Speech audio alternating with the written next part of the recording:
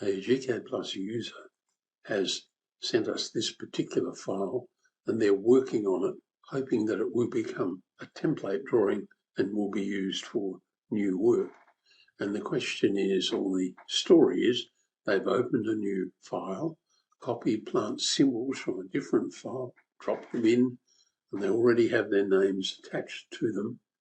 And they've got a GCP file, and they've drawn up a new plant schedule, but all the names aren't transferring through. Do you know how to solve this? It's a relatively easy problem, I think, to solve. Let's zoom out a little, and you can see here, this is the plant schedule. There should be names in that central zone. Now, if we dive in there, it's a block, edit that block, and just pick any one of these here. It's a piece of M text and its character height is 1.8.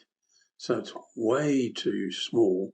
And I suspect what's happened is that in running the automated plant schedule tool, let's close from here now, that attention hasn't been paid to the last step, which is to set the height of text. So let's run it again. gCADPlus, plant schedules and lists, plant schedule. We want custom content. Do we want to include the plant symbol? I'm just answering questions here that are posed in the command line. Yes, we do. Do we want the red circle markers for labeling zones in the design? We don't. Do we want to include, is it a tall tree, shrub, or so on? We'll say no. And do we want the code? Well, we do want the code. We don't want the pot size. We do want the botanical name and the common name, but we don't want them printed underneath one another. And this is, I suspect, where the problem came. We'd need to give it a reasonable height. So we'll type 200. Now the prompt says set top, well, one corner and another corner. And there we are. The names have all come across, including the code, and the total is there.